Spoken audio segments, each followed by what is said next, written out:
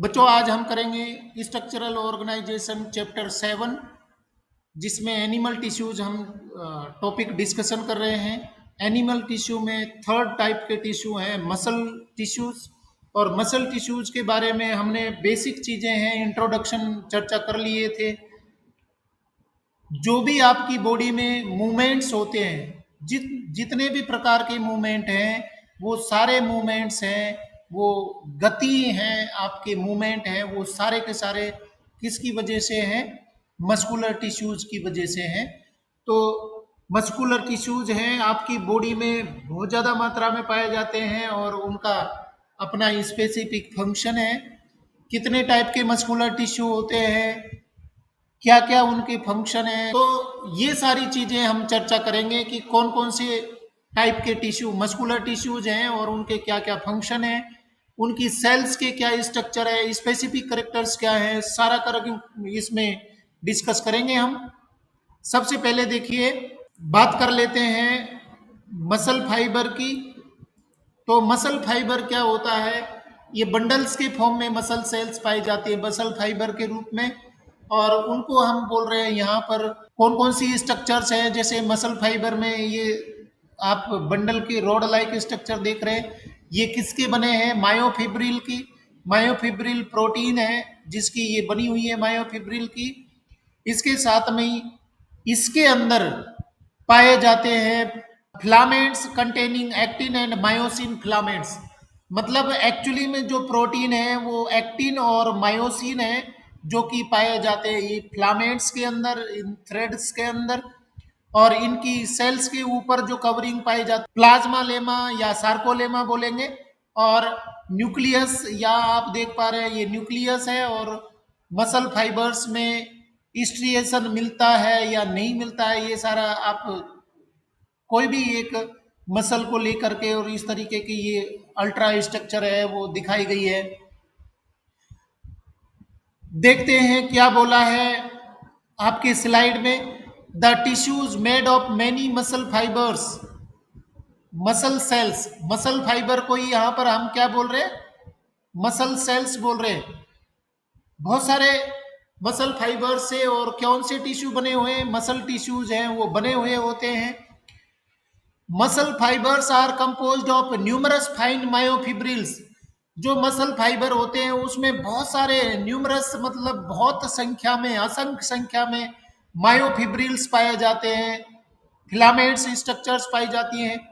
Muscle fibres can contract, shorten and relax, lengthen.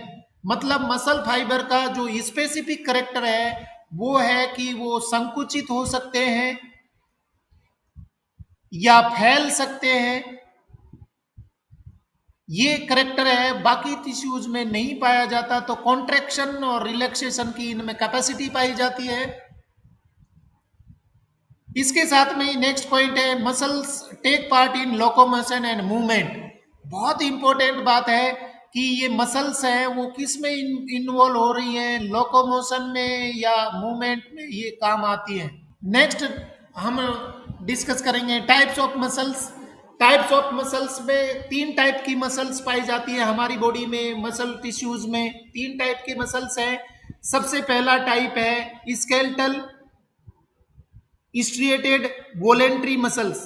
तो बच्चों आपको मैं बताऊंगा अलग से, उसमें लिख करके बताऊंगा कौन कौन से टाइप के मसल्स हैं और उनके क्या क्या नाम होते हैं।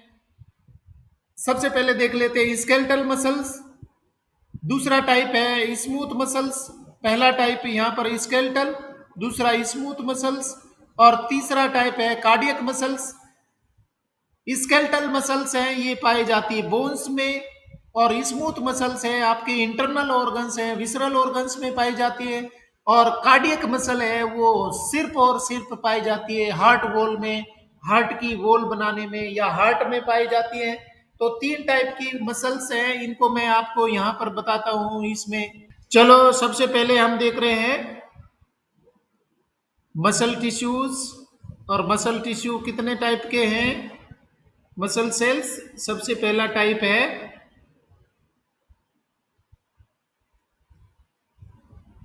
स्ट्रिएटेड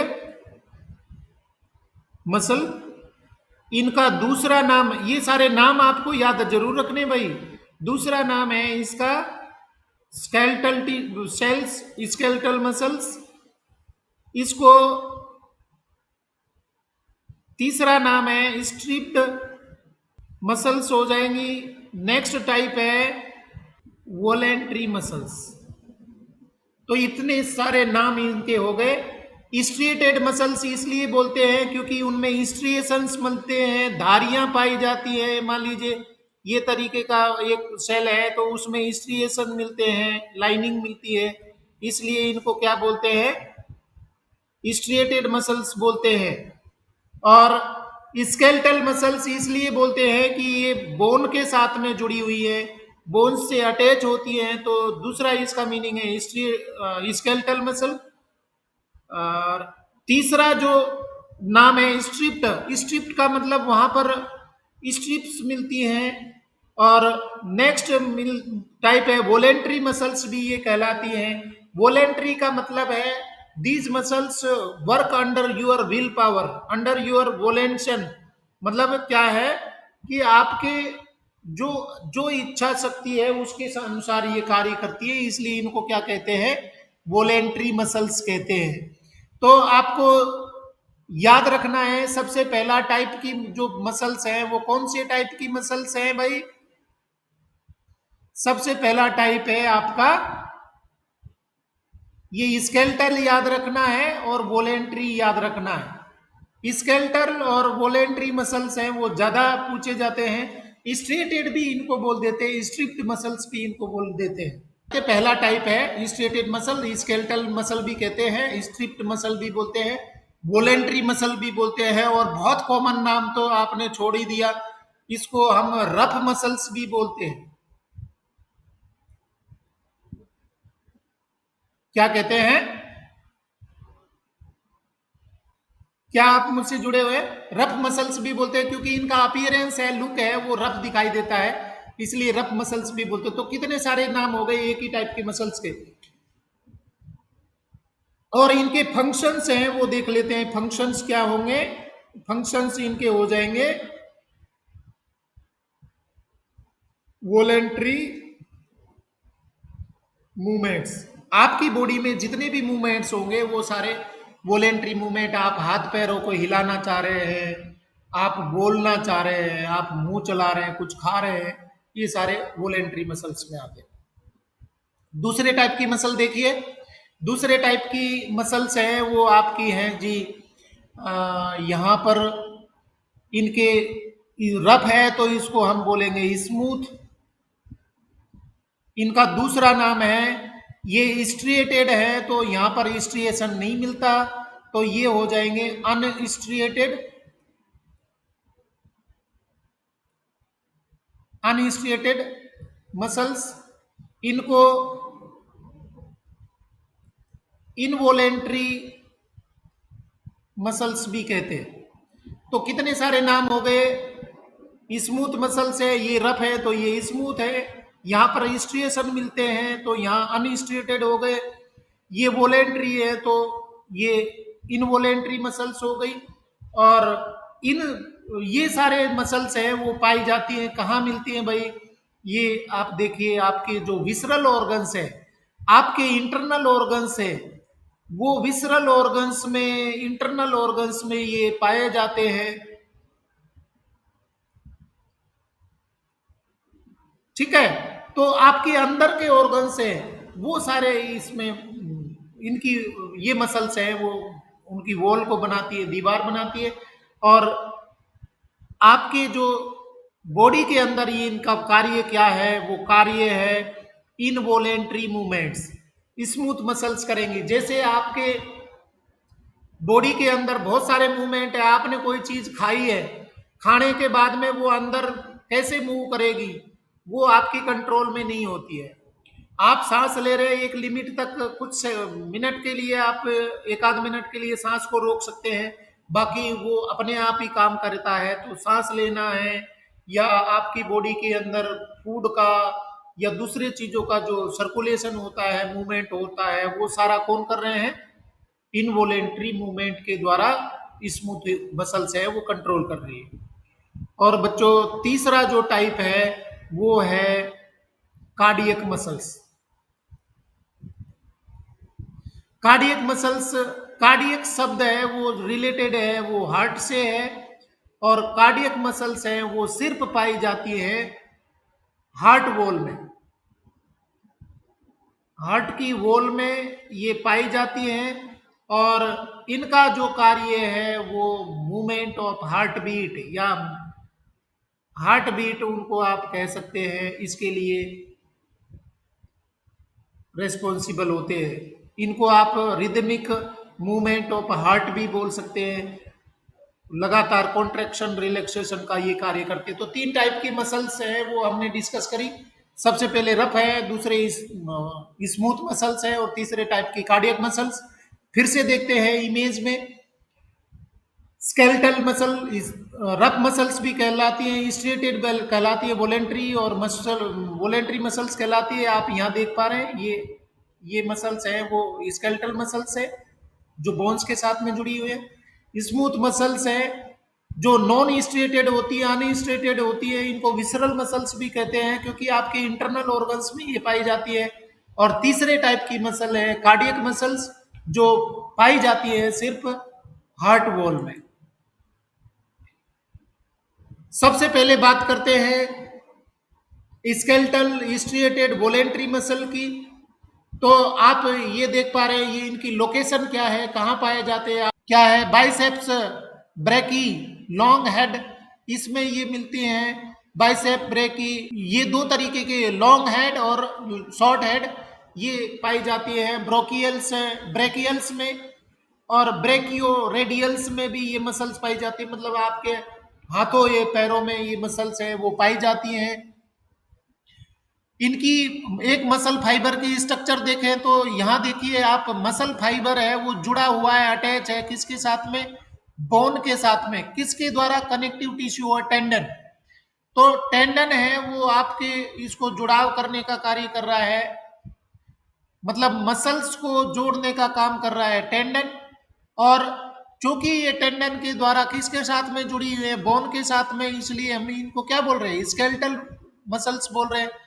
इसके बाद में एक मसल फाइबर में ये इस तरीके की स्ट्रक्चर्स पाई जाती हैं।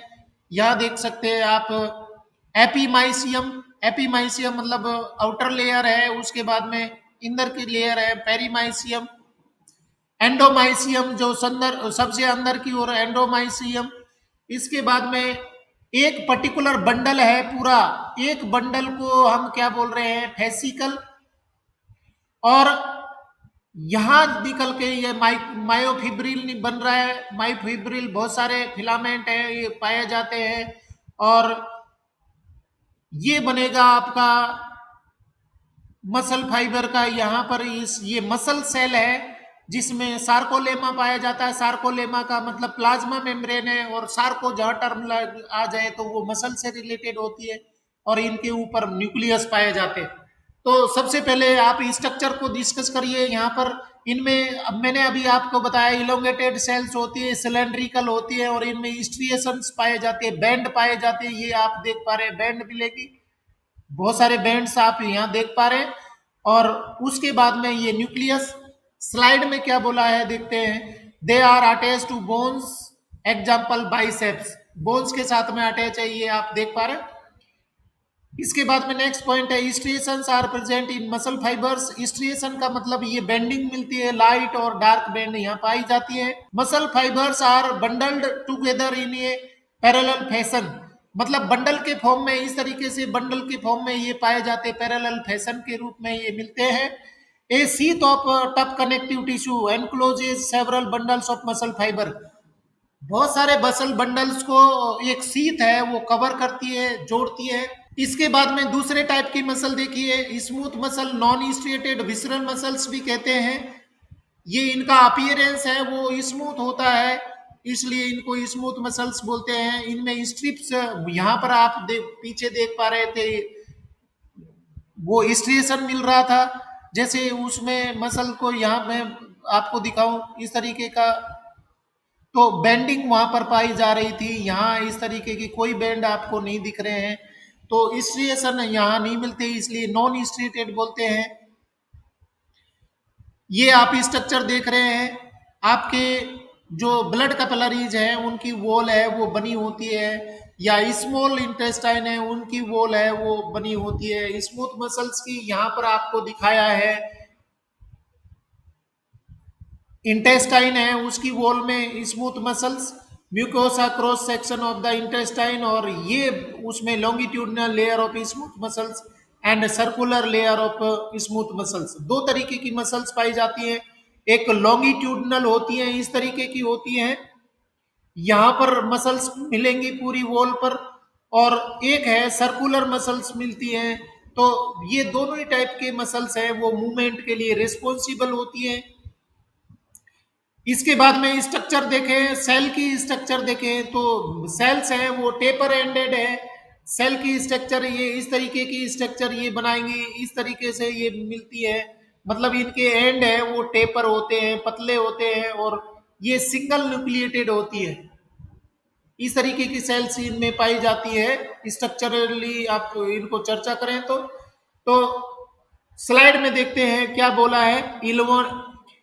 स्मूथ मसल्स के बारे में, involuntary and fusiform fibres taper at both ends, मतलब इनवोलेंट्री होती है और फ्यूजीफॉर्म में होती हैं, फाइबर्स हैं वो टेपर होते हैं, पतले हो जाते हैं, किनारे पतले हो जाते हैं। नो स्ट्रिएशन, इनमें बेंडिंग नहीं पाई जाती, डार्क और लाइट बैंड नहीं मिलते। Cell junction hold them together and they are bundle together in a connective tissue sheath, connective tissue के द्वारा वो बंडल के फॉर्म में पाए जाते हैं। They are seen in the wall of internal organ such as the blood vessels, stomach and intestine, आपके आंतरिक अंगों के ऊपर ये मसल्स है वो पाई जाती है वॉल के फॉर्म में। और तीसरा टाइप है कार्डियक मसल्स। कार्डियक मसल्स अभी हमने चर्चा करी थी, सिर्फ हार्ट वॉल में पाए जाते हैं, हार्ट की वॉल है वो कार्डियक मसल्स के द्वारा बनती है। यहाँ पर आप देख पा रहे हैं कार्डियक मसल्स है, ये इस तरीके की स्ट्रक्चर पाई जाती है।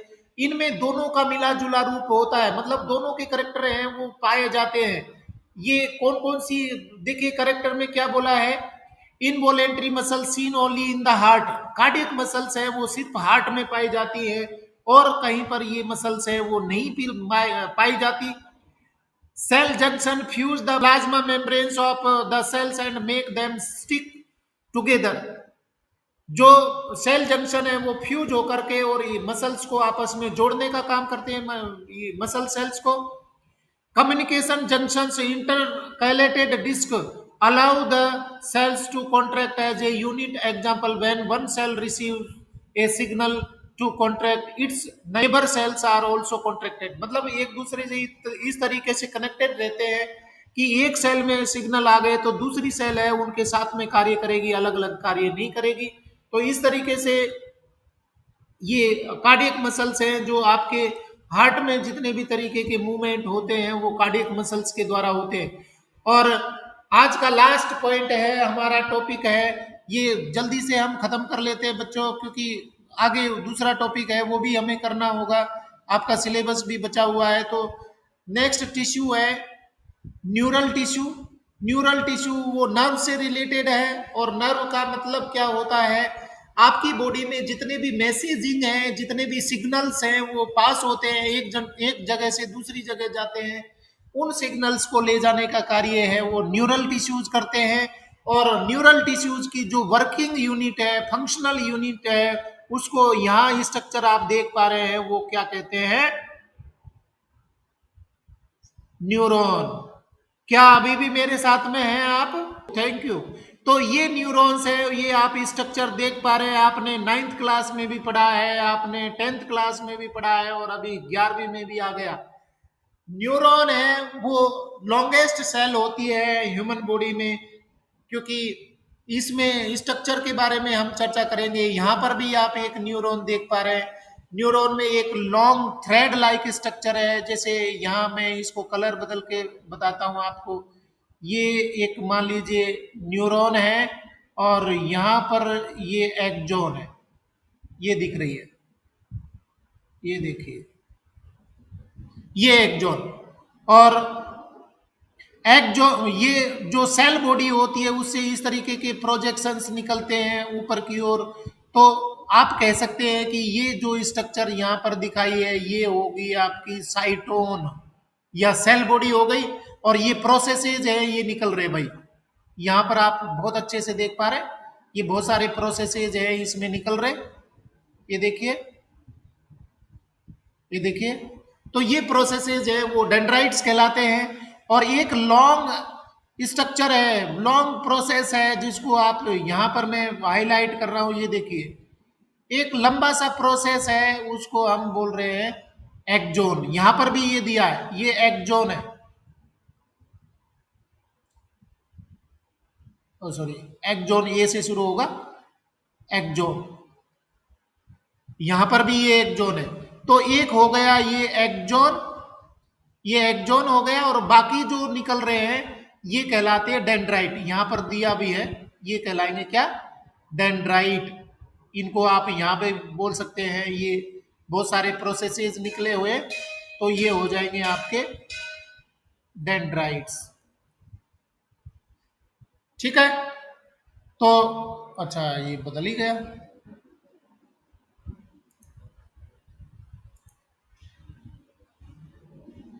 चर्चा कर लेते हैं एक न्यूरॉन की स्ट्रक्चर। जो न्यूरल टिश्यूज है वो बने होते हैं made up of neurons, unit of neural system. मतलब जो वर्किंग यूनिट होती है, फंक्शनल यूनिट होती है, उसको न्यूरॉन बोल रहे हैं। Responsible for control and coordination of body. आपकी बॉडी में जो भी कंट्रोल और कोऑर्डिनेशन है वो सिर्फ न्यूरॉन के द्वारा कंट्रोल किया जाता है, सिग्नलिंग मैसेजिंग के द्वारा। Neurons are excitable cells, they carry impulses. मतलब एक्साइटेबल का मतलब है एक्साइटेड हो जाती है, कोई भी मैसेज सिग्नल आता है तो वो एक्साइटमेंट उनमें आ जाता है, वो चार्जिंग हो जाती है। और वो सिग्नल्स को, मैसेज को कैरी करने का काम करते हैं। इन्हीं सिग्नल्स को आप क्या बोल रहे हैं, इंपल्सेस बोल रहे हैं।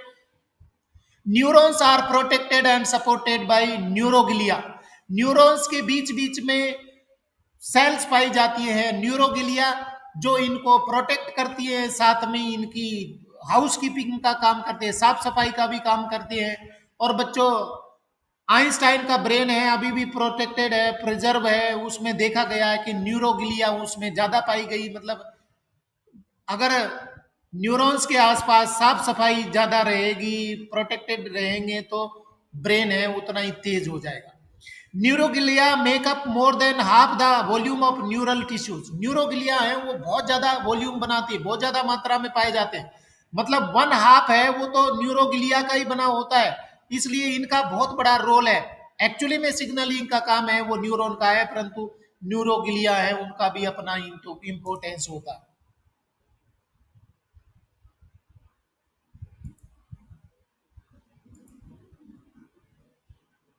तो इस तरीके से बच्चों हमारा आज ये पूरे चैप्टर का टॉपिक है वो खत्म हो गया, क्योंकि आपके सिलेबस में सीबीएसई ने सिर्फ एनिमल टिश्यूज ही दिया है। आगे के स्ट्रक्चरल ऑर्गेनाइजेशन है वो पिछले सालों में हुआ करते थे, परंतु अभी उसको हटा दिया है कोरोना की वजह से। और आपको यहीं तक ही पढ़ना है। Thank you very much.